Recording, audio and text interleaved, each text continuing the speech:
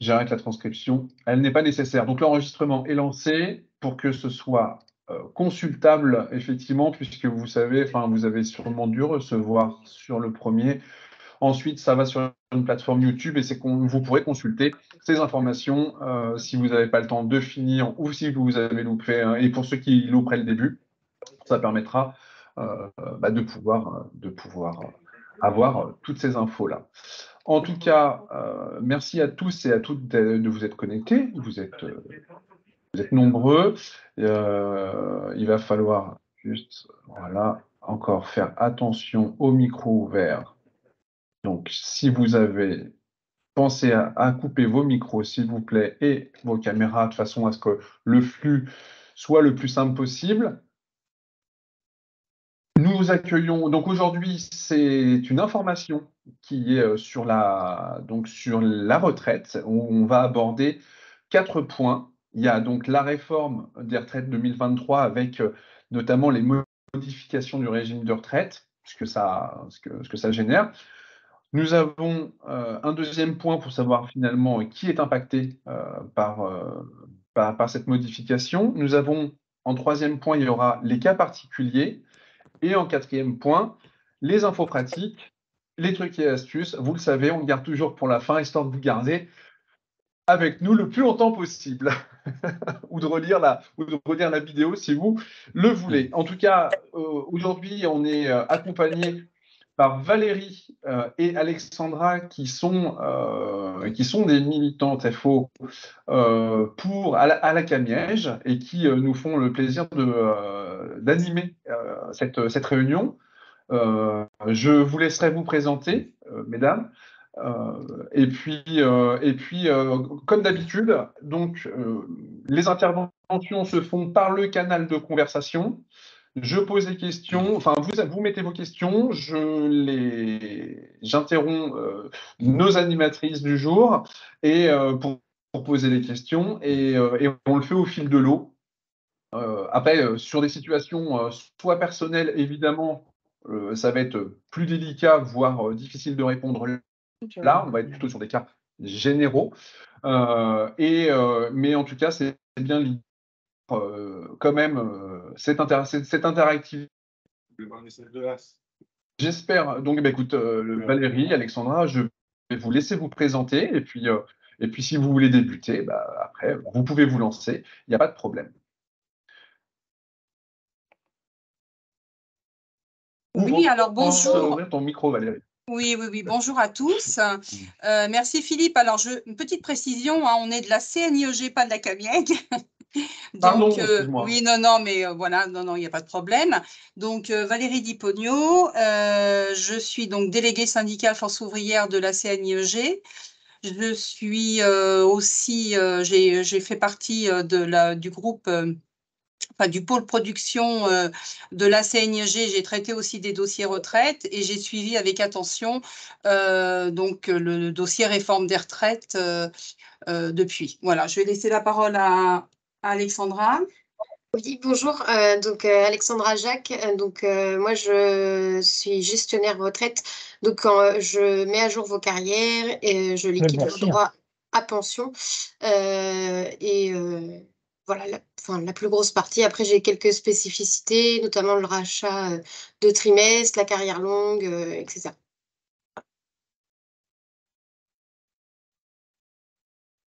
Donc, on est accompagné aussi de Aurélie qui est venue nous rejoindre aussi, Aurélie Boidron. Bonjour à tous et enchantée. Je suis un petit peu arrivée en retard, veuillez m'excuser. Donc moi, Aurélie, je travaille à CNIEG avec les filles. Je suis au même poste que Alexandra, donc gestionnaire, et je suis donc je m'occupe de la gestion des dossiers, en effet, les demandes de retraite, les régularisations de carrière, etc. Également, malheureusement, les personnes qui décèdent, mais aussi on s'occupe des animations des webconférences pour les futurs retraités, et puis également les appels téléphoniques, les diverses sollicitations téléphoniques, par mail, etc.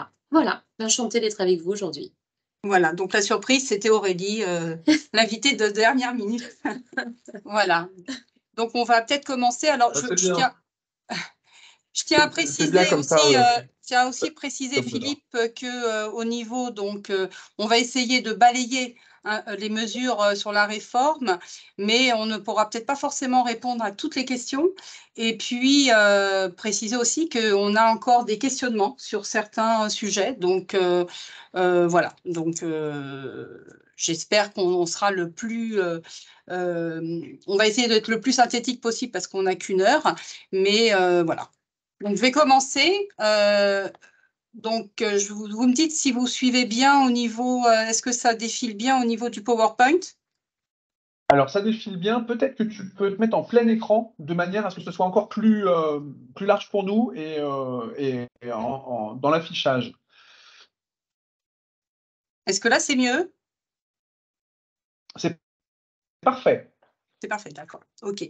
Donc, petit rappel, hein, donc c'est la loi du 14 avril 2023 de finances rectificatives de la sécurité sociale pour 2023 qui nous a donc imposé cette nouvelle réforme des retraites.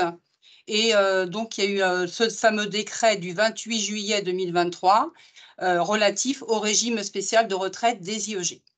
Donc, ce qui a introduit la modification de notre statut.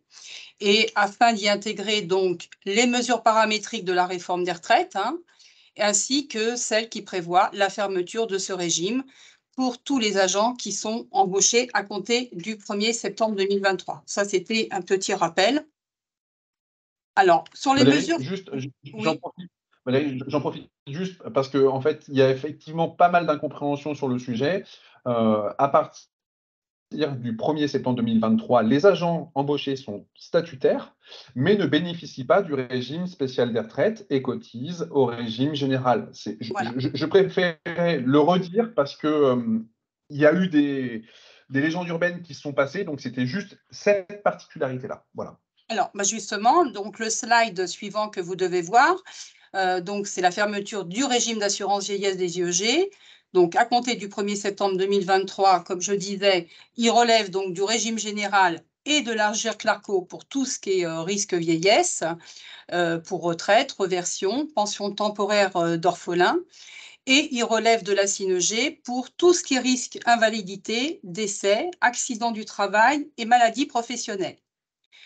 Continue à bénéficier des avantages de retraite statutaire versés par la CINEG sous condition en fait d'ancienneté. La condition d'ancienneté, c'est 15 ans pour bénéficier du tarif agent, des avantages familiaux, la couverture CAMIEC. Alors, qui est concerné par la réforme? Donc, les affiliés dont la date d'ouverture de droit est antérieure au 1er janvier 2025 ne seront pas impactés par la réforme des retraites.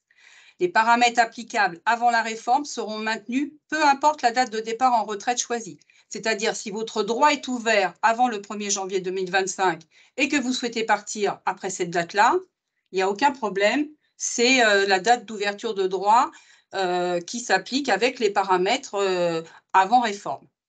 En septembre 2023, il y a eu une campagne d'information auprès de tous ces agents qui ne sont pas impactés par la réforme. Vous faites peut-être partie de ces personnes qui ont reçu des mailings par rapport à ça. Alors, là, Valérie, j'ai une question. Oui. J'ai une question qui dit, mais pour les personnes qui n'auraient pas leur carte d'ancienneté au 1er septembre. Alors, peut-être que Jean-Louis, les 15 ans d'ancienneté, c'est lié par rapport à quoi? Parce que c'est pas lié par rapport à la retraite, là. C'est leurs 15 ans de service actif, j'imagine. Non, les 15 ans d'ancienneté, excuse-moi. C'est quoi la question? C'est est-ce que les personnes qui n'ont pas leurs 15 ans d'ancienneté au 1er septembre, ça change quelque chose? Non, ça ne change rien. Ça change rien, en fait, que vous ayez les 15 ans avant le 1er septembre 2023 ou après. Ça ne change rien par rapport aux avantages en nature, etc. Si je puis me permettre, André, Valérie, elle parlait quand elle parlait de 15 ans tout à l'heure, Valérie parlait des néo-statutaires, donc des gens qu'on a embauchés après le 1er septembre. Et les 15 ans, c'est quand ils partiront, ils auront encore droit à la CAMIEG, ils auront droit au tarif agent. Par contre, évidemment, ils n'auront pas droit à nos avantages retraite, c'est-à-dire la pension des IEG, ça sera bien effectivement régime de base et complémentaire AGIRC-ARRCO. Oui, c'est ça. Alors, juste pour identifier et pourquoi je laisse la parole à André. En fait, André est au conseil d'administration de la CNIEG, président adjoint. Donc, c'est pour ça qu'en fait, ça apporte un éclairage supplémentaire dans l'animation. C'est pour ça que je laisse la parole. Hein. Merci, voilà, Philippe. Donc voilà, je vais passer la parole à Alexandra qui va rentrer un peu plus dans le détail par rapport à l'âge d'ouverture du droit à pension. Alors oui, du coup, avec la réforme, l'âge d'ouverture de droit est progressivement relevé de 2 ans à hauteur de 3 mois par génération, donc pour arriver en fait jusqu'à l'âge de départ de 64 ans. Donc là, le tableau que vous avez sous les yeux, ça concerne uniquement les populations sédentaires, c'est-à-dire des personnes qui n'ont ni de service actif et qui n'ont pas non plus d'anticipation liée par exemple au handicap, aux parents de 2 enfants, etc. Là, le tableau, c'est vraiment uniquement pour des personnes qui ont une carrière sans toutes ces spécificités. Donc, vous pouvez toujours retrouver ces informations sur le site aussi de la CNIEG. Il y a vraiment toutes les informations liées à la retraite et ces tableaux-là, ils sont aussi, si vous voulez vérifier voilà, quel est votre âge de départ en fonction de votre année de naissance. Ensuite, par rapport au service actif, là, on vous présente un peu le tableau à partir de l'âge à laquelle vous pourrez partir en retraite. Ce tableau-là concerne uniquement les personnes qui ont eu 15 ans de service actif à 100% et qui ont atteint ces 15 ans-là avant le 1er janvier 2017, puisque avec la réforme précédente, les personnes qui ont atteint qui ont eu des services actifs à 100% et qui les ont atteints après le 1er janvier 2017, c'est plus 15 ans qu'ils doivent faire, mais c'est progressivement relevé à 15 ans et 3 mois. Enfin voilà, ça c'est pareil, vous pouvez retrouver logiquement les tableaux sur le site de la CNIEG. Donc là, toujours pareil, c'est un tableau qui récapitule l'âge à laquelle vous pourrez partir en retraite en fonction de votre anticipation de service actif. Donc pour donner un exemple, si vous êtes né par exemple en 1968 et que vous avez 3 ans d'anticipation liés à vos services actifs, votre âge de départ en retraite sera 62 ans et 3 mois. Enfin, votre âge d'ouverture de droit exactement sera 62 ans et 3 mois. Donc pareil, ce tableau-là, toujours, vous pourrez le retrouver sur le site de la CNIEG. N'hésitez pas à aller voir, parce qu'il y a voilà, sur le site, vous retrouvez pas mal d'informations. On vous mettra les liens aussi dans le canal dans la conversation pour que vous puissiez les trouver rapidement. Alors, après, donc là, on a parlé de l'âge d'ouverture de droit. Maintenant, on va plus s'intéresser à ce qu'on appelle la durée d'assurance requise. Donc, en fait, le calcul de votre coefficient de pension ne change pas. La réforme ne change absolument pas à ce niveau-là. C'est-à-dire que du coup, on va toujours prendre votre salaire mensuel que vous détenez à 6 mois avant votre date de départ en retraite. Donc, multiplié par 13 divisé par 12, puisqu'on prend en compte en fait le 13e mois. Ensuite, on remultiplie par 75%, puisque ça, c'est le taux maximum que vous pouvez avoir dans les IEG. Et on remultiplie ensuite par le nombre de trimestres donc, que vous avez fait aux IEG. C'est ce qu'on appelle la durée liquidée. Et on le divise par le nombre de trimestres requis. Donc, c'est ça la durée d'assurance requise. Donc, le nombre de trimestres requis, c'est le nombre de trimestres que vous devez faire pour aussi potentiellement ne plus avoir de décote. Donc, avant la réforme, si vous deviez faire 170 trimestres, après réforme, vous devrez peut-être en faire 171, etc. Voilà, tout régime confondu. Sachant que donc la durée d'assurance requise est progressivement relevée jusqu'à 172 trimestres. Donc là, vous avez le tableau qui vous indique après réforme combien de trimestres vous devez donc effectuer. Sachant que ça, c'est pareil, toujours la même chose, c'est le tableau pour les personnes qui sont en activité sédentaire, donc sans anticipation, type service actif, etc. Voilà, le deuxième tableau qu'on vous présente, là, c'est votre durée d'assurance requise après réforme si vous avez effectué au minimum 15 ans de service actif. Alors, je parle toujours de service actif, mais bien sûr, c'est service actif, service insalubre et service militaire qui rentrent en compte. Donc, tous ces tableaux, pareil, vous les retrouvez sur le site de la CNIEG. Et donc là, on a le récapitulatif en fonction de la durée d'anticipation. Donc, pour exemple, si vous êtes né en 1967, toujours pareil, et que vous avez 3 ans d'anticipation liés à vos services actifs, logiquement, avant réforme, vous deviez peut-être faire 170 trimestres de mémoire, et là maintenant, vous devriez en faire 171. C'est pas 3 ans d'anticipation avec ces 3 ans de service actif à 100%. D'accord, oui, 3 ans de service actif. Excuse-moi, je te reprends bien. On a une question de Laura qui nous demande, alors je vais reprendre cette question, pardon. Le service actif est-il comptabilisé pareil pour tous les agents, peu importe l'année d'embauche? Non. Alors en fait, pour les personnes qui ont été embauchées après le 1er janvier 2009, il n'y a plus d'anticipation et de bonification. On passe sur le CEJR, je crois. Hein. Oui, c'est ça, compte épargne jour, et là, c'est en fonction des entreprises.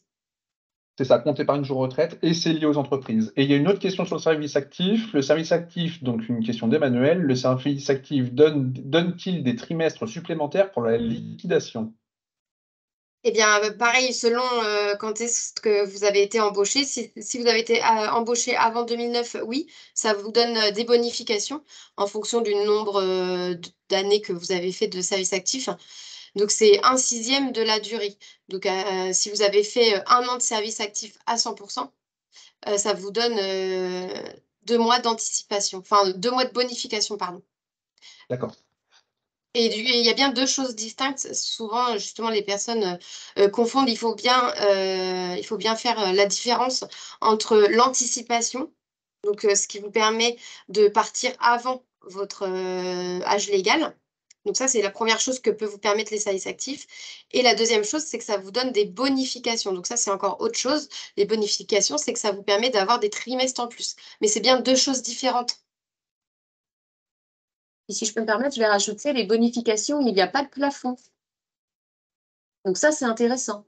Il y a des personnes qui ont déjà eu les 15 années de service actif avec l'anticipation la plus favorable, un départ par exemple dès leurs 57 ans, et ils se disent, bon, ben, j'arrête mon travail de service actif parce que ça ne me donne rien d'autre. Mais si, comme dit Alexandra, vous avez ce deuxième avantage, c'est des bonifications qui sont donc rajoutées, des trimestres qui vous sont donnés gratuitement et qui viennent s'ajouter à vos trimestres travaillés cotisés. Et ça, il n'y a pas de plafond. Donc, plus vous aurez de service actif à 100% et plus vous aurez de bonifications. Et meilleure sera votre retraite. Ça, c'est important. D'accord. Effectivement, c'est intéressant. Excusez-moi, ça c'est valable du coup que pour ceux qui sont embauchés avant 2009? Toujours, tout à fait. Et le plafond, si je puis me permettre de compléter ce que disait Alexandra, donc André, le plafond, il est uniquement sur le fait de pouvoir partir de 1 à 5 ans plus tôt. Hein. Oui, d'ailleurs, dans le tableau, là, j'aurais peut-être mis plutôt 5 ans de service actif, 8 ans, 11 ans, oui, 14 ans. Nous, on a ce tableau-là, en fait. Effectivement, nous, on a ce tableau-là, mais je pense qu'il est sur le site, il n'y est pas. Non, je ne sais plus comment il est fait. Ouais, je ne sais plus sur le site comment il est fait, mais effectivement, c'est pour ça que tout à l'heure, je disais 3 ans d'anticipation, mais non, c'est bien 3 ans de service actif, là, dans le tableau. Mais parce que nous, de notre côté, on a des tableaux où c'est avec, justement, le nombre d'années d'anticipation, et moi, je trouve ça plus clair. Mais je ne sais pas, sinon, il faudrait qu'on fasse la demande pour qu'il soit sur le site dans ces cas-là. Parce que les 3 ans, c'était avant 2017. Hein. Ceux qui avaient effectivement 15 ans, par exemple 15 ans de service actif avant 2017, ça donnait une anticipation de 5 ans. Et après, c'est progressivement monté de 2017 à 2022, pardon, de 3 ans à 5 ans, de 6 ans à 8 ans, etc. Hein. Voilà, ceux qui ont atteint les services actifs en 2022, il fallait qu'ils aient 5 ans de service actif pour avoir 1 an d'anticipation. C'est ça. Et il y a une dernière question, enfin, il y a une autre question d'Emmanuel qui demande si le 1/6 est calculé par année entière de service actif ou il est calculé par trimestre travaillé avec le service actif. Alors, de toute façon, déjà, c'est au prorata. Si vous avez 50% de service actif, ça sera toujours au prorata. Et c'est en fonction de la durée, en fait. C'est pas en fonction des trimestres. D'accord. Ok. Merci. C'est ça. Et sachant que, juste pour information, alors actuellement, notre simulateur n'est pas encore à jour avec la retraite, mais il le sera normalement en janvier 2024. Donc là, c'est juste à titre d'information qu'on vous met les tableaux. Mais en fait, toutes ces durées-là, elles vont être remises à jour quand le simulateur sera à jour. Donc vous pourrez aller vérifier quelle est votre durée d'assurance requise, etc. Ok.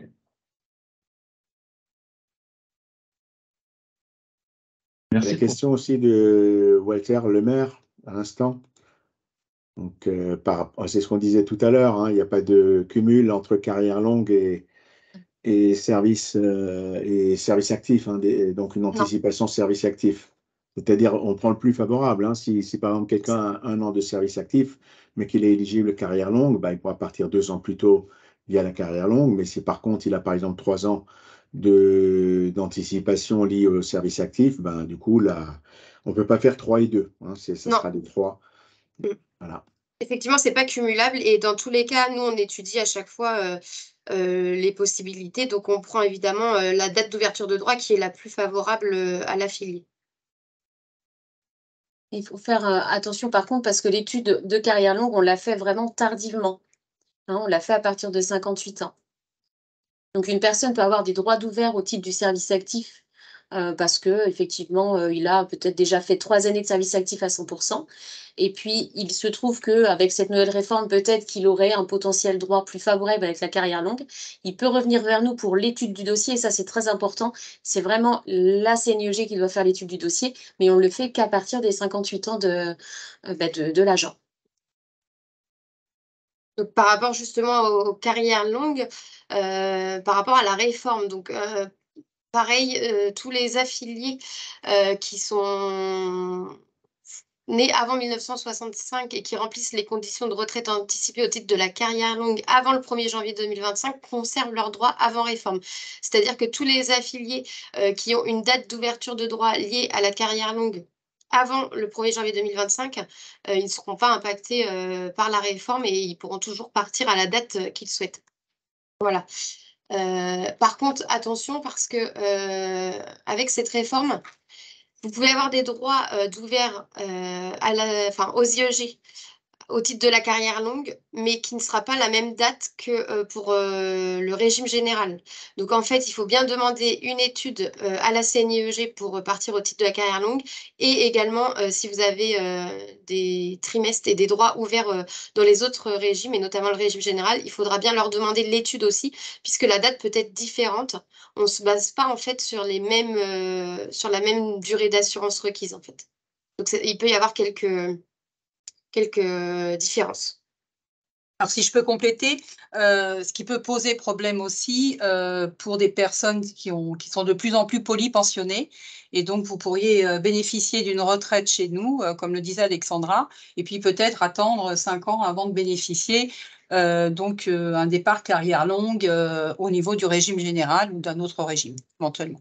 Donc, voilà, comme vous le disiez, Alexandra, il est important de faire les 2 études dans chacune des caisses pour voir si éventuellement le différentiel en termes de temps serait compatible avec le montant attendu de votre retraite.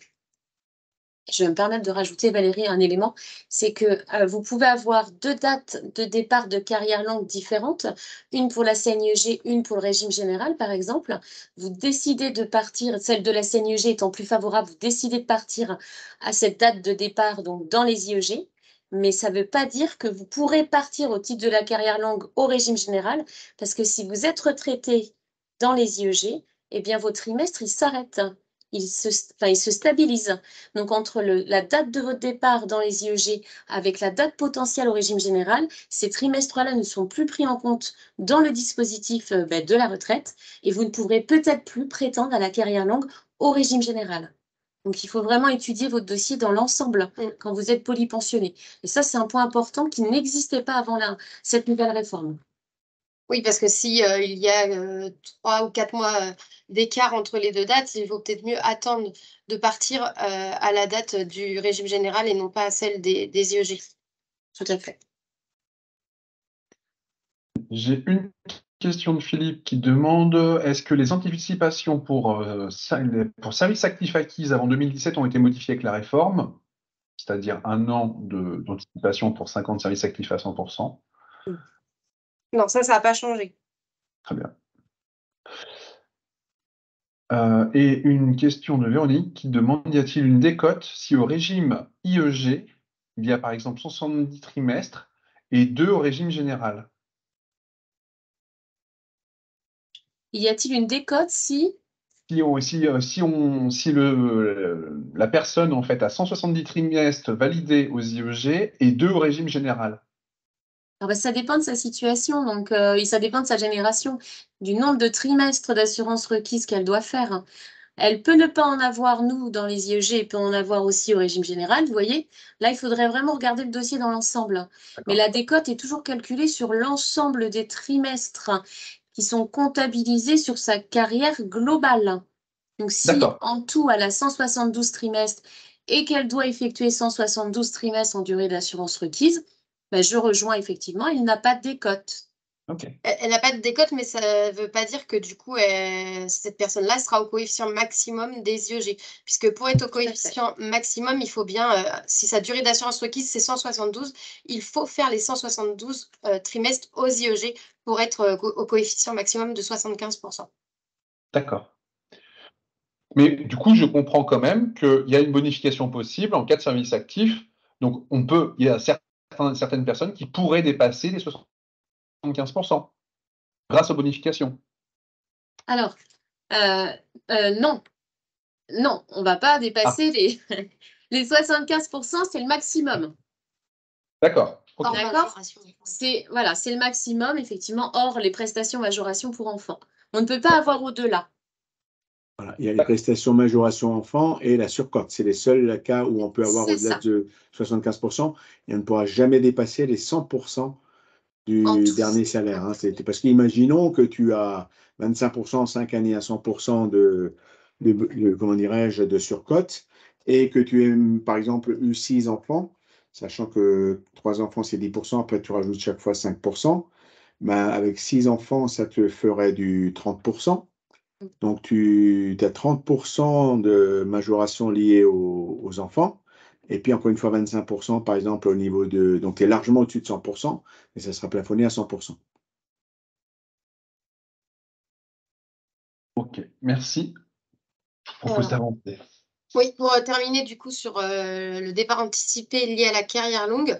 Donc, l'âge d'ouverture de droit pour les assurés dont l'âge d'ouverture de droit avant réforme se situe à compter de 2025, c'est relevé progressivement de 2 ans. Voilà. Il y a également la création d'un nouvel âge d'ouverture de droit anticipé, c'est-à-dire que maintenant, vous pourrez prétendre à partir à 63 ans au titre d'un début d'activité à 21 ans. Donc, avant, ça n'existait pas. Avant, il fallait avoir eu des trimestres avant ces 20 ans. Et maintenant, vous pourrez donc prétendre à partir au plus tôt à 63 ans si vous avez eu des trimestres travaillés avant vos 21 ans. Ensuite, on prend en compte les périodes validées au titre de l'assurance vieillesse parents au foyer, donc ce qu'on appelle l'AVPF. Donc ça, on les prend à hauteur de 4 trimestres maximum. Et idem pour les trimestres assurance vieillesse des aidants. Voilà. Après, il y a quelques autres spécificités qui sont connues aussi. Pour la carrière longue, on retient que 4 trimestres de chômage sur toute la carrière. Enfin, voilà, il y a d'autres spécificités, mais qui étaient déjà valables avant cette réforme. De toute façon, vous pouvez toujours, pareil, vérifier les tableaux sur notre site CNIEG. Non. Petite précision concernant la VPF, donc ça c'est un nouveau dispositif qui est pris en compte dans le cadre de la carrière longue, mais dans le cadre d'un congé parental, vous pouvez justement valider 4 trimestres auprès donc du régime général. Et c'est important de le dire. Bon, quand on perçoit une prestation familiale, qu'on a des revenus professionnels inférieurs à un certain montant et qu'on n'a pas exercé d'activité professionnelle ou activité à temps partiel, on peut bénéficier, donc vous devriez les voir apparaître normalement lors d'un congé parental, ces 4 trimestres éventuellement, si vous êtes arrêté 1 an après la naissance de l'enfant, en fait.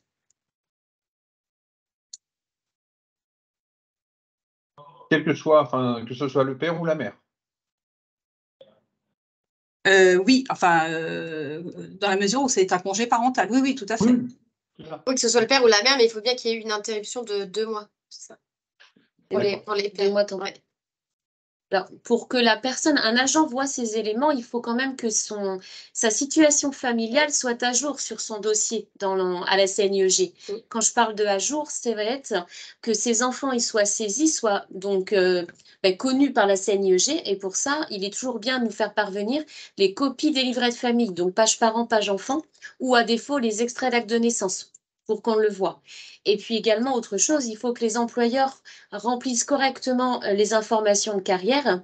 Il arrive des fois que des agents ont pris des congés effectivement en relation avec les enfants et les informations saisies n'ont pas été saisies en carrière en relation avec les enfants et de ce fait, la CNIEJ n'est pas au courant que le congé pris est en relation avec les enfants et ça engendre derrière pas de droit de trimestre supplémentaire notamment.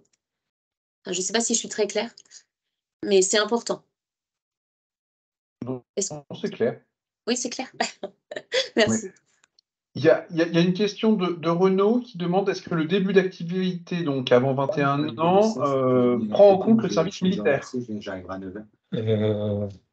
octobre, c'est que ça. Hop, Oui, faire ce des validé.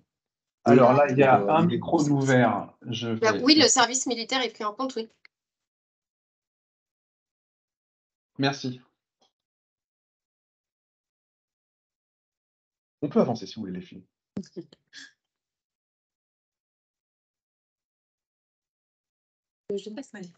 Alors, en relation avec l'invalidité, donc à partir du 1er janvier 2025, les personnes qui perçoivent une pension d'invalidité ouvriront leur droit à retraite à 62 ans, sauf anticipation plus favorable, et non à 64 ans, comme le prévoit le report progressif de l'âge légal. Ça, c'est vrai que c'est important, ça n'a pas bougé en fait. C'est un point la réforme ne change rien par rapport à nous dans les IEG. Donc, toute personne qui a une pension d'invalidité, alors par contre, c'est important, c'est de l'invalidité de catégorie 2 ou 3, ce n'est pas la 1 dans ce cadre-là, dans le premier point. Ils peuvent effectivement partir à la retraite à 62 ans. Et il faut savoir que dans ces cas-là, c'est la CNIEG qui les bascule à la retraite automatiquement. Il y a certaines personnes qui partent avant la retraite puisqu'ils ont peut-être tout leur trimestre acquis dans les IEG et ils ont déjà du coup le coefficient de pension maximale, les 75%. Et après, les invalides de catégorie 1 pourront partir à la retraite au plus tôt à 62 ans. Donc ça aussi, ça ne bouge pas par rapport à l'ancienne réforme. Ils devront faire la demande de retraite auprès de la CNIEG, comme tout agent. Et les invalides de catégorie 2 et 3 verront leur pension d'invalidité automatiquement transformée en pension vieillesse, c'est ce que je vous disais, au plus tard à 62 ans. Ou lorsque la date d'ouverture de droit à la retraite et le taux maximum de pension de 75% sont atteints. Et ça, c'est important, la petite phrase dessous, et c'est vrai qu'elle est bien, c'est bien de l'avoir mise. Le montant de la retraite peut être impacté, alors ce n'est pas un gros impact, mais il faut le savoir, puisque si votre durée d'assurance requise augmente, on vous l'a montré tout à l'heure, le calcul de la retraite se base sur la durée d'assurance requise. Donc, si votre durée d'assurance requise augmente de 1 ou 2 trimestres, automatiquement, votre montant de retraite va diminuer. Ces éléments, vous pourrez les voir encore une fois sur notre simulateur, mais qu'en janvier 2024. Oui, on demande aux agents d'être patients par rapport à ça. C'est ça, effectivement, il y avait une question qui demandait que le simulateur ne serait opérationnel qu'au 1er janvier 2024, donc c'est bien confirmé. Hein. Et c'est bien confirmé. Et on espère fortement, les techniciens sont sur le coup, les techniciens informatiques, pour que tout soit OK pour janvier. Mais... Ils transpirent sang et eau. C'est ça. Réforme, donc tout ce qui est départ, situation, la situation familiale. Alors là, il y a des éléments qui changent en effet pour les générations 63, 65 et 66. Les départs anticipés au titre des enfants, ancienne réforme, étaient supprimés pour les personnes nées à compter de 63, pour un enfant né avant le 1er juillet 2008, et supprimés pour les personnes nées à compter de 65 avec 2 enfants nés avant le 1er juillet 2008. Et pour les parents d'un enfant, vous êtes parent d'un enfant, vous bénéficiez d'une anticipation par an si vous êtes né en 63 ou avant. Donc ça change effectivement. Il y a des générations qui peuvent justement prétendre maintenant à un départ au titre de parents et qui ne l'avaient pas dans l'ancienne réforme. Ça aussi, il faut nous contacter quand c'est comme ça. Avec la... pardon, je ne voulais pas que je vois le dernier. Ah, c'est pardon. C'est là. Donc, regarde. Le tableau sera peut-être plus parlant, en effet. Pour les parents de 2 enfants. Vous êtes parents de 2 enfants, vous pouvez bénéficier d'une anticipation par an si vous êtes né en 66 ou avant. Ça concerne que les 2 enfants. Et je répète, pour les enfants nés avant le 1er juillet 2008. Avec la réforme, la génération 65 avec 2 enfants peut partir à 62 ans au lieu de l'âge légal de 62 ans et 9 mois. Donc ça, c'est la 3e colonne.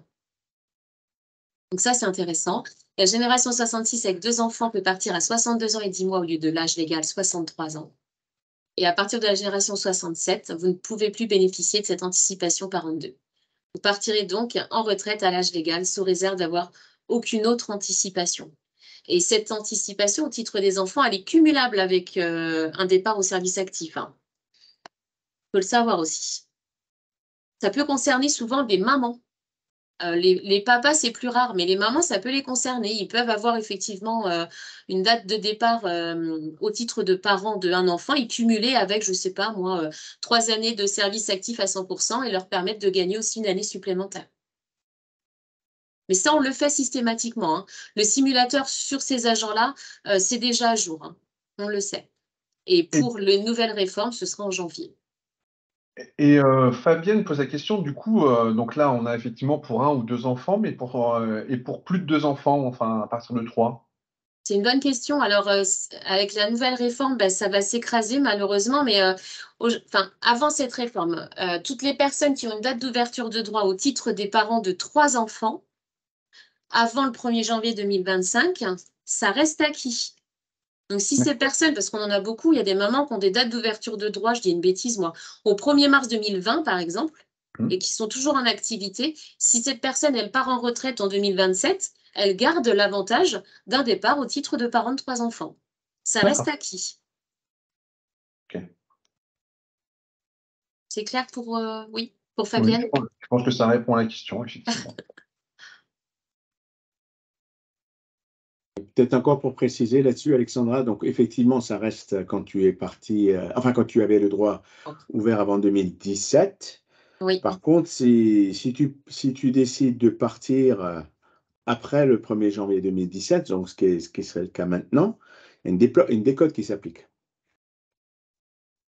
Et le calcul est différent. Mais le calcul est différent, c'est pour ça. Mais après, on parle de l'anticipation dans ce cadre-là. Donc là, pour répondre à l'anticipation, c'est bon, ça reste acquis. Ce départ potentiel plutôt avec les paramètres. Mais je suis d'accord, en effet. Donc, il y avait une question de Martine qui dit la carrière longue peut bien se cumuler avec 2 enfants pour la génération 64, sauf que dans le tableau, il n'y a pas d'impact. Il n'y a pas de cumul pour tout ce qui est carrière longue, il n'y a aucun cumul. On prend la date d'ouverture de droit la plus favorable. D'accord. Mais il n'y a pas de cumul pour la carrière longue. Ce qui est possible de cumuler, c'est le départ au titre de 2 enfants qu'on cumule avec les services actifs. C'est le seul cas où il y a un cumul. Sinon, pour carrière longue, il n'y a absolument pas de cumul. Voilà, c'est très clair. Au moins, ça a le mérite d'être clair. Carrière longue, aucun cumul. Voilà. Ça, c'est dit. Hein, ça, c'est fait. Merci, Alexandra. Alors là, c'est lié à l'handicap. Alors, qui est concerné par la réforme? Les actifs qui ont une date d'ouverture de droit au titre de l'handicap avant le 1er janvier 2025 ne sont pas concernés par la réforme. Donc ça, c'est comme tous les autres agents qui sont concernés par les dates d'ouverture de droit avant le 1er janvier 2025. À partir de cette date butoir, janvier 2025, les conditions pour bénéficier d'un départ anticipé au titre du handicap seront assouplies. Donc ça, c'est tant mieux. Ce qui change effectivement, c'est le départ reste possible entre 55 et 59 ans, quelle que soit la génération, sous 2 conditions au lieu de 3. On garde toujours un taux d'handicap à 50% au minimum. Et la deuxième condition, avoir une durée d'assurance minimale cotisée tout régime en situation de handicap. Donc là, c'est vrai qu'il y a des personnes qui avant ne pouvaient pas bénéficier de cette anticipation et qui peuvent maintenant en bénéficier. Et même, il y a des personnes qui pouvaient bénéficier au titre de handicap et qui peuvent avoir, on va dire, grappillé, enfin, ils peuvent gagner 3 mois, par exemple. On a vu des cas comme ça. Donc ça, c'est intéressant. La double condition de trimestre cotisé validée en situation de handicap est supprimée pour ne conserver que la condition de trimestre cotisé. Ça vient de là. Par contre, peut-être petite précision, Aurélie, pour pouvoir bénéficier de cette anticipation par rapport à une durée d'assurance minimale cotisée, si vous avez 5 ou 6 ans de reconnaissance handicap, il n'y aura pas assez. Ça ne sera pas assez pour pouvoir partir à ce titre-là. Il faut un minimum, là j'ai regardé les tableaux, à peu près 17, 18 ans pour pouvoir en bénéficier. Hein. Un point important quand même, parce qu'il faut rassurer les agents dans cette situation de handicap. C'est un petit peu comme on parlait tout à l'heure des services actifs qui donnent 2 avantages. Ben là aussi, quelque part, on peut penser qu'il y a 2 avantages. Et il faut vraiment le dire. Il y a des personnes qui se disent, ben moi, j'ai pas beaucoup d'années, comme vient de dire Valérie. Donc, à quoi ça sert de le dire à la caisse que j'ai un handicap? Si, c'est important. Parce que quelqu'un qui a 50% d'handicap au minimum, lorsqu'il part à la retraite, s'il ne bénéficie pas d'une date d'ouverture de droit au titre de l'handicap, il partira par contre, et ça c'est le deuxième avantage, sans décote. Et ça c'est important. Et c'est important que nous, on soit au courant, la CNIEG. Et pour être au courant, il faut que ces personnes nous contactent et nous fassent parvenir tous leurs justificatifs prouvant un handicap au-delà de 50%. Donc les cartes de mobilité, d'inclusion, les notifications MDPH, toutes ces choses-là. Ça, on en a besoin. Oui, par contre, comme au titre de la carrière longue, on ne fait pas d'études de départ au handicap avant une certaine date. Donc, avant les 57 ans, 56, 57 ans, il n'y a pas d'études. J'ai plusieurs questions qui reviennent notamment sur les enfants. Oui. Donc, la question, c'est pas très clair. Enfin, effectivement, est-ce qu'il y a des droits, voilà, particuliers pour les personnes qui sont nées après 67 ans et qui ont 3 enfants? La question d'Olivier. Après 67. Non, mais le départ, Après 1967, hein, pardon, excusez-moi. non, mais le départ au titre de 3 enfants, il y en a quasi plus. Il y en a parce que ça, c'était vraiment des droits qui étaient ouverts même avant la réforme précédente. Et il y a quasi plus de personnes qui ont ces droits ouverts. Donc, c'est pour ça que là, on parle uniquement des départs liés aux parents de 2 enfants. Mais en fait, si la personne est née en 1967, elle n'aura pas de droit. C'est ça, ok. Enfin, elle n'aura pas d'anticipation, en fait. Oui, c'est ça. Il n'y a pas d'anticipation pour 3 enfants. Non. Non, c'est bon. Eh ben, non, il y avait une question sur est-ce que est-ce que la garde alternée vient impacter les droits, mais je suis pas sûr. Non. On regarde pas. Quand on parle de garde alternée, en tout cas pas pour les enfants des agents, on regarde absolument pas la situation. D'accord. Ok. Après, il faut juste savoir qu'à partir de 3 enfants, par contre, vous avez une majoration qui peut être appliquée sur votre coefficient de pension, une majoration de 10%. Donc, c'est 10% de votre coefficient de pension. Voilà. Avec un maximum de 75%. Oui, mais alors du coup, si vous avez 75, si votre coefficient de pension est de 75% et que vous avez 3 enfants, du coup, vous aurez donc 75% plus 7,5% de pension. Donc, ça vous fera, là, vous dépasserez du coup les 75%. Voilà, c'est l'exception qui confirme la règle. Voilà, c'est ça. Très bien. Et je veux juste, il y a une main levée de la part de Hervé, je crois, mais je vous rappelle que mettez vos questions dans le fil de conversation, on posera les questions à ce moment-là. C'est plus simple en termes de fonctionnement. C'est bon, mesdames. Ok. Du coup, avec la réforme, il y a la création d'une surcote par an. Donc ça, c'est nouveau. En fait, du coup, vous aurez droit à une majoration de pension si vous... Enfin, il faut voilà, il y a des conditions cumulatives, c'est-à-dire qu'il faut avoir un âge compris entre 63 et 64 ans. Et il faut que la condition de durée d'assurance requise cotisée soit remplie. C'est-à-dire que si votre durée d'assurance requise, c'est 172 trimestres, il faut bien sûr que vous ayez déjà vos 172 trimestres. Et il faut que vous partiez entre 63 et 64 ans. Et là, si vous faites plus que 172 trimestres, en partant entre 63 et 64 ans, vous pourrez du coup avoir une surcote. Donc, cette surcote est cumulable avec la surcote classique. Et c'est une surcote enfin, c'est un taux de 1,25% par trimestre supplémentaire, pardon. Donc, si vous avez un trimestre en plus, ça fait 1,25% en plus sur votre coefficient de pension. Donc, pareil, si vous êtes à 75% de coefficient de pension, du coup, vous aurez 1,25% en plus. Donc, cette surcote, en fait, par an, au maximum, c'est 5%. Oui, c'est ça. Ouais. Et donc, la création de cette surcote par an, elle est applicable uniquement aux personnes qui prendront leur retraite à compter du 1er janvier 2025, puisque pour nous, la réforme est mise en application qu'à partir de cette date-là. On va basculer sur le cumul emploi-retraite. Là aussi, il y a un paramètre qui change. Donc, création d'une dérogation au principe de non-acquisition de nouveaux droits à retraite en cas de reprise ou de poursuite d'activité suite à une première liquidation de pension, entrée en vigueur au 1er septembre 2023, avec une prise en compte de situation en cours depuis le 1er janvier 2023. Alors là, c'est très particulier. Il n'y a pas beaucoup de personnes qui sont concernées pour l'instant, alors ça le sera peut-être un peu plus tard. Sachez que le cumul emploi-retraite, une fois qu'un agent part à la retraite, il peut sans problème reprendre une activité sans impacter sa retraite des IEG jusqu'à l'âge légal du régime général. Donc l'âge légal du régime général aujourd'hui, ils nous ont dit que c'est 64 ans, mais c'est relevé de 62 à 64 ans par palier. Donc en fonction de votre génération, vous pouvez avoir un âge légal de 63 ans et 6 mois, par exemple. Donc, une personne qui part à la retraite dans les IEG à 60 ans, par exemple, pendant 3 ans et 6 mois, elle pourrait cumuler en plus de sa retraite une activité et il n'y aura pas d'impact sur sa retraite des IEG. Cette acquisition de nouveaux droits à retraite, il pourra l'avoir que si il est retraité dans tous ces régimes, donc c'est-à-dire qu'il aura déjà atteint l'âge légal au régime général. Il aura aussi tous ses trimestres de durée d'assurance requise, donc les 172 trimestres par exemple. Eh bien, à partir de ce moment-là, il a tout liquidé, tous ses droits, il est parti au taux plein, comme on dit, donc il a ses 172 trimestres, il pourra se reconstituer de nouveaux droits pour une nouvelle retraite. Mais on repart de zéro. Et cette nouvelle retraite, on peut dire, sera de toute façon attribuée par le régime général. Donc, je ne sais pas si je suis bien claire, mais on est loin d'être impacté en fait par rapport à ça aujourd'hui. Ouais, il y a beaucoup de finalement il y a beaucoup de paramètres qui font que ça arrive, enfin il y aura que quelques cas particuliers.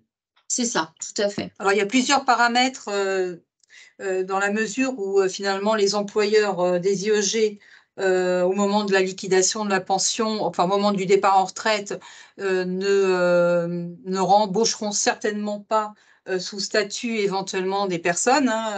Donc, elles les embaucheront peut-être en CDD ou en CDI, mais certainement pas.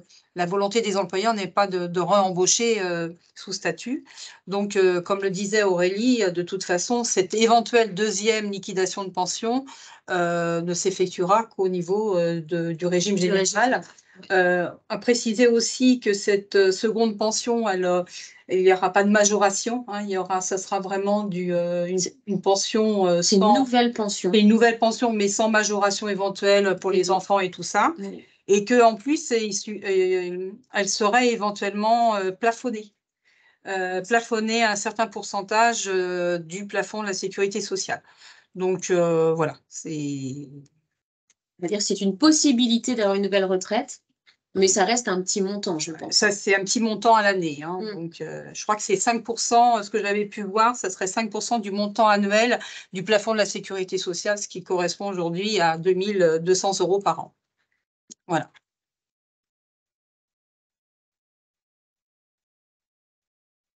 Alors, la retraite progressive, eh bien oui, elle va s'étendre maintenant aux IEG. Ça, c'est nouveau. Donc, le principe, percevoir une partie de sa retraite tout en continuant d'exercer une activité à temps partiel. On pourra donc ouvrir ses droits à l'âge légal, régime général, moins de 2 ans, durée d'assurance fixée à 150 trimestres, activité à temps partiel comprise entre 40% et 80% de la durée de travail à temps complet. Donc, autant vous dire que pour la CNIEG, ce nouveau paramètre, c'est tout nouveau. On a aussi des techniciens qui sont sur le coup pour qu'on puisse bien l'approprier à notre site et vous répondre au mieux, hein, bien entendu, mais c'est vrai que c'est nouveau. Donc, entrée en vigueur au 1er septembre 2023. Donc, par exemple, là, avec le tableau, on peut partir sur une personne génération 64 et qui peut partir à 63 ans à la retraite. Il a une âge d'ouverture de droit à la retraite progressive à ses 61 ans. Donc, à partir de 61 ans jusqu'à ses 63 ans, il aurait une part de retraite plus son salaire qui sera en fonction du temps de travail accordé par l'employeur. Donc, c'est bien une activité à temps partiel entre 40 et 80% de sa durée de travail complet. Donc ça, c'est vraiment tout nouveau. Et est-ce que la demande de retraite progressive doit être soumise à validation de l'employeur? Oui. Alors oui, il y a une demande auprès de l'employeur et en fait, l'employeur peut refuser éventuellement dans un délai de 2 mois en invoquant éventuellement une incompatibilité de l'emploi par rapport à l'organisation du travail. Hein. Donc voilà. D'accord. Voilà. Et comme le disait aussi Aurélie, hein, donc on est calé hein, par rapport à l'âge d'ouverture de droit à la retraite par rapport au régime général. Alors, il y en a qui disent qu'on aurait peu ou pas d'impact. Pour le moment, c'est vrai qu'il y a des demandes de renseignements sans aller au-delà, mais il faut aussi penser à ceux qui ont quitté nos entreprises, qui ont travaillé par exemple pendant 10 ans chez nous, et puis qui aujourd'hui travaillent au régime général et qui font une demande de retraite progressive au niveau du régime général. Et bien à ce moment-là, les 10 ans qu'ils ont travaillé chez nous, et ben nous, il faudra qu'on calcule aussi une retraite progressive pour ces personnes-là aussi. Donc, l'impact, il est peut-être pas non négligeable. Et c'est vrai qu'aujourd'hui, comme le disait Aurélie, ça sera pas. Aujourd'hui, on n'est pas en capacité. Faut le dire, hein, on n'est pas capable, voilà, et je pense que ça sera pas possible avant 2024. Alors, je ne sais pas si ça sera le premier. Valérie, et sinon, ouais. Valérie, oui, sinon, il faudra le faire manuellement. Valérie, pour préciser justement, effectivement, on ne fera pas de, il n'y aura pas de dossier initié donc de retraite progressive avant le 1er janvier 2024 parce qu'on ne sait pas faire. Donc, parce que même le faire manuellement, c'est hyper compliqué. Donc, pour ceux qui voudraient partir en retraite progressive, attendez début 2024. On est maintenant à 2 mois et demi de la fin de l'année. Vaut mieux attendre un petit peu parce que sincèrement, c'est très compliqué. D'ailleurs, je suis un peu étonné qu'il y ait déjà des demandes maintenant, d'autant plus que les paramètres de la réforme, donc les 2 mesures paramétriques, ne prennent effet qu'au 1er janvier 2025. Donc, souvent, les gens, ils ont aussi un peu de CET. Donc, c'est éviter de faire des demandes avant le 1er janvier 2024. Oui, et puis c'est pas garanti hein, que ça soit dans le premier trimestre 2024. Hein. Exactement. Il a fallu mettre des priorités sur comment dire, sur des choix informatiques et donc voilà, c'est le simulateur qui a été priorisé. La retraite progressive. Par contre, c'est vrai que là, il y a un problème par rapport à une date d'application au 1er septembre 2023 parce que du coup, des personnes pourraient légitimement demander finalement à en bénéficier à compter de cette date-là. Aurélie va nous quitter. Elle est obligée de nous quitter. Je suis désolée. Bonne fin de journée à tous. Bonne continuation. Et puis, au plaisir. Et puis, merci Aurélie. Merci à Aurélie. Et d'avance, déjà, je dis merci aussi à Valérie et à Alexandra pour leur excellente présentation. Attends, c'est pas fini, attends. Non, je sais bien, mais Je vais devoir vous quitter aussi bientôt. Oui, alors simplement, alors donc peut-être alors je vais passer rapidement là-dessus. Il y a une suppression de la majoration pour enfants élevés en cas de condamnation pénale, hein, donc ça aussi c'est nouveau. Donc quand vous êtes privé, qu'on vous retire l'exercice de l'autorité parentale et qu'il y a eu une décision du juge, voilà. Donc à compter du 1er septembre 2023, il y a cette suppression de majoration pour enfants élevés. Et puis, aussi une nouveauté, c'est il est désormais possible de déclarer en fait vos trimestres de travaux d'utilité collective. Je ne sais pas si ça parle à certains, mais chez nous, il y en a. Et donc, sur le site de l'assurance retraite, vous avez comment dire, un endroit où vous pouvez déclarer vos stages et TUC pour qu'ils soient pris en compte dans votre relevé de carrière. J'ai juste une question sur la retraite progressive. Est-ce que la retraite progressive peut se cumuler avec la bonification due au service actif?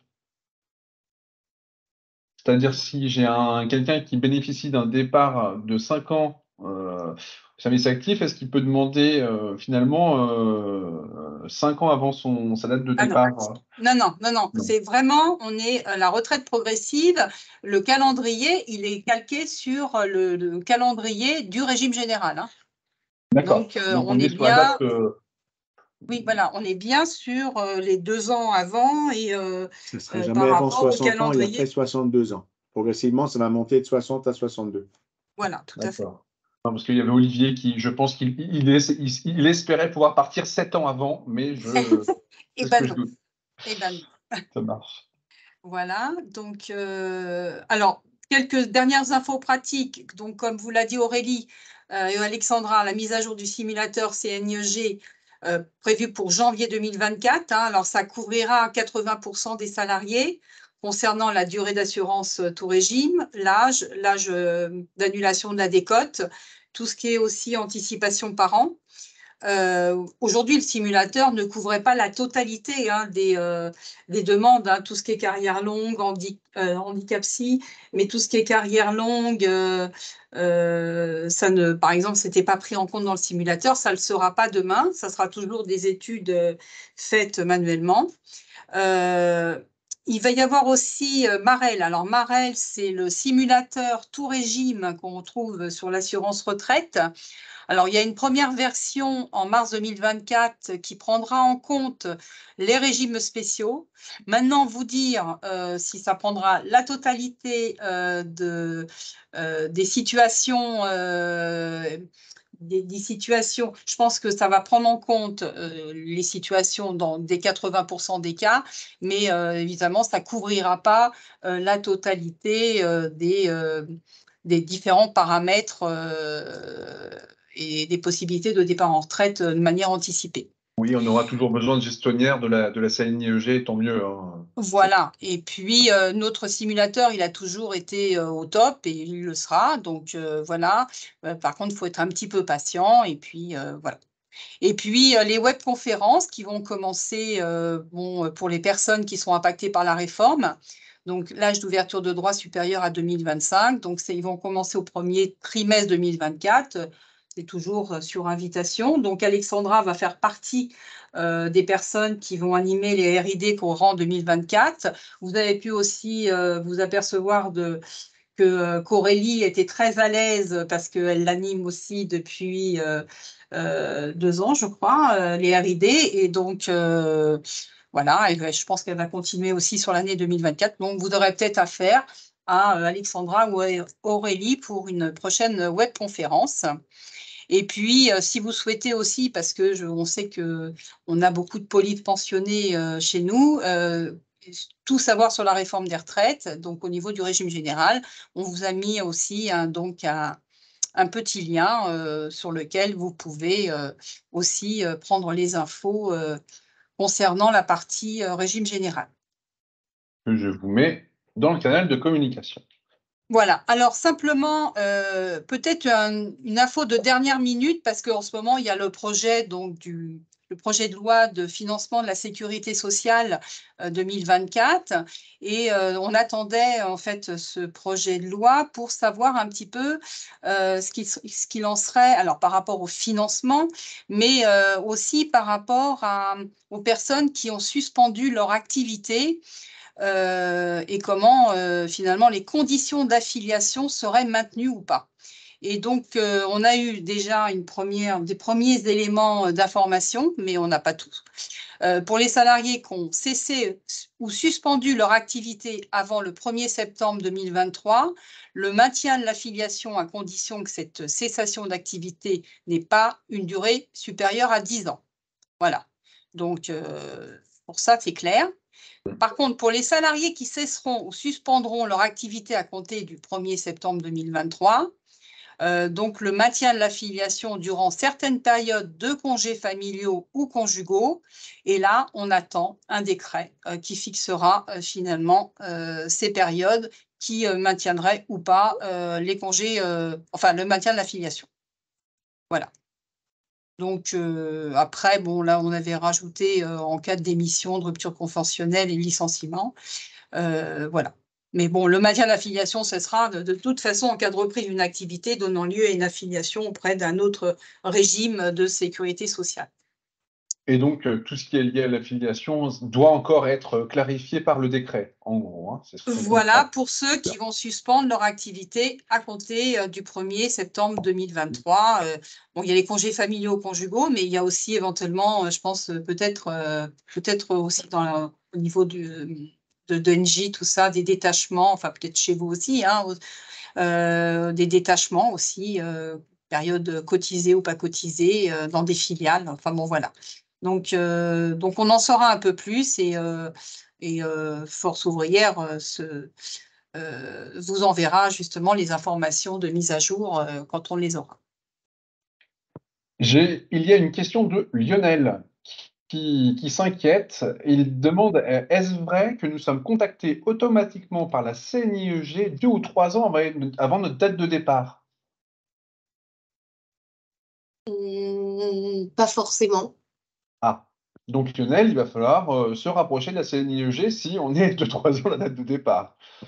Alors, se contacter pourquoi? J'imagine que c'est pour faire le bilan de carrière et puis s'assurer que les dates puissent être, on va dire, ajustées. Alors non, il y a une invitation qui est faite pour participer à une webconférence à 3 ans de l'âge d'ouverture des droits, en général. Quand même. Donc voilà, il y a une invitation à une webconférence, il ne faut pas la louper avec toutes les webconférences qu'on peut avoir, mais ok. Oui, alors il y a des invitations pour les webconférences, mais là, donc c'est une réunion collective. Hein. Après, si éventuellement il y a des personnes qui souhaitent éventuellement faire un bilan, il y a des possibilités d'entretien individuel, mais là, c'est à la demande de l'affilié. Voilà. D'accord. Alors, excusez-moi, je retourne sur le canal de communication. Voilà, c'est OK.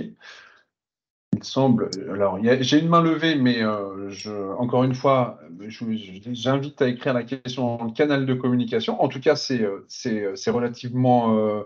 Je vois que ça a attiré beaucoup de monde et il y a toujours beaucoup de questions. Et, évidemment, il y a les cas particuliers, les cas personnels qui sont. Bon, c'est difficile de répondre à l'ensemble des questions et en tout cas de manière précise sur les cas particuliers, on le sait.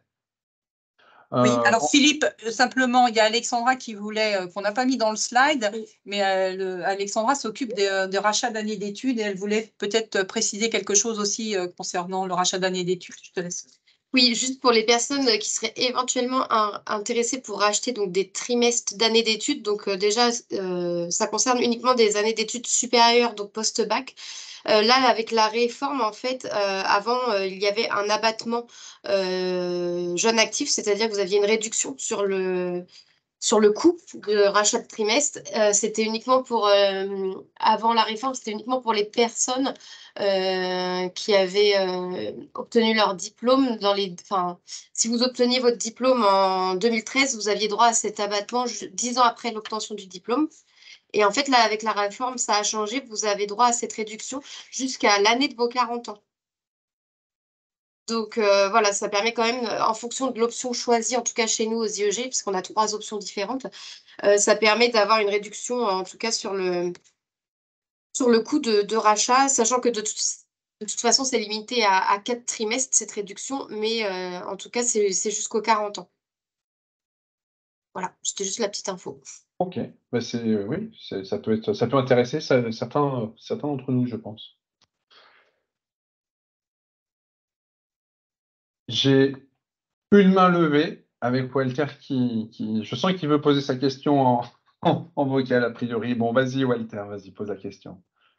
Oui, oui, bonjour. Bah, ça concerne les périodes d'apprentissage. Alors moi, j'ai une génération qui a été apprenti. J'étais apprenti de 95 à 97. Et lorsque j'étais voir, alors je ne sais plus sur quel site, hein, si c'est l'assurance maladie, enfin l'assurance de la retraite, etc. Cette période-là, elle existe, mais j'ai pas vu mes cotisations dessus. Alors que bon, j'ai été forcément payé. Alors, il disait que en fait, ça dépendait de ce que de ce que je gagnais à l'époque. J'avais été voir sur internet, il disait effectivement, il y a eu des périodes où, si vous étiez apprenti, mais vous n'avez pas gagné, je sais plus, hein, le truc, je dis une bêtise, mais 3 fois le SMIC dans l'année, du coup, les cotisations, elles n'étaient pas prises en compte. Alors, je voulais savoir si vous aviez des infos là-dessus.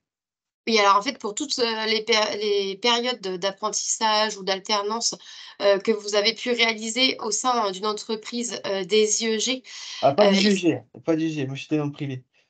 Ah bah déjà, donc du coup, ça sera pris en compte par le privé, ça ne sera pas pris en compte dans votre carrière IEG, mais même, admettons, vous avez réalisé cette période-là au sein d'une entreprise des IEG, il faut savoir que les cotisations, vous n'étiez pas au statut, c'est-à-dire que les cotisations, pour la plupart, hein, après, il faut vérifier chaque personne, hein, chaque cas, mais logiquement, vous avez cotisé auprès du régime général. Et donc, en fait, ces périodes-là, elles sont validées et prises en compte par le régime général. Mais effectivement, contrairement à nous, on va valider une période. Eux, ils valident des trimestres en fonction des salaires perçus. D'accord. Et voilà, ça, c'est vraiment des trimestres qui sont pris en compte par le régime général et qui c'est pas pris en compte dans votre carrière IEG. Alors après, il y a des cas particuliers. À l'époque, vous pouviez refaire valider cette période-là dans votre carrière IEG, mais ça n'existe plus. Et il fallait faire la demande dans les 3 ans suivant la fin de votre période en alternance ou en apprentissage. Mais bon, ça n'existe plus. Euh, voilà, c'est toutes ces périodes-là, vous pouvez regarder sur votre relevé de carrière, logiquement, c'est des trimestres donc validés auprès du régime général. Alexandra, j'ai juste une question qui demande le nombre de trimestres rachetables au titre des études a-t-il changé? Non, alors le maximum que vous pouvez racheter, c'est 12 trimestres. Et après, à voir en fonction bien évidemment, de vos études. Si vous avez fait un BTS, vous ne pourrez pas racheter 12 trimestres. D'accord. Eh bien, écoutez, je vois que le canal de communication se tarit. Les questions ont trouvé des réponses. Alors évidemment, il y a toujours, il y a toujours encore chaque cas individuel. Ah, Olivier. Olivier nous demande quand on est polypensionné, le montant de la pension sur la CNIEG tient-elle compte des autres pensions? Non, le montant donné par le simulateur sur le site de la CNIEG, c'est uniquement le montant de votre pension IEG. Voilà. Après, il faut aller sur le simulateur Marel pour les autres régimes. Hein. Qui sera disponible qu'en mars 2024, c'est ça, hein, Valérie? Alors, le simulateur Marel, il est déjà disponible pour tout ce qui est, comment dire… Régime général. Oui, l'activité auprès du régime général. Maintenant, voilà, mars 2024, ça intégrera les régimes spéciaux. Merci. Il est 14h10, on a un petit peu débordé, je pense, et on a terminé cette présentation. Merci en tout cas, merci à tous de vous être connectés. Merci à Valérie et à Alexandra et à Aurélie du coup pour ces précisions. On voit qu'il y a autant finalement de questions quasiment que de personnes. Il y a beaucoup de sujets. Donc, on aura sûrement l'occasion de faire d'autres animations, peut-être sur des sujets qui seront plus ciblés. En tout cas, merci à tous et toutes pour votre participation. Et puis, et on se retrouve bientôt. Et bien sûr, vous trouverez le lien YouTube de cette vidéo dans les communications de vos militants FO et qui restent évidemment de manière locale ou nationale vos référents pour pouvoir vous aider sur les questions. Merci à tous et à toutes. Je vous souhaite une bonne fin de journée.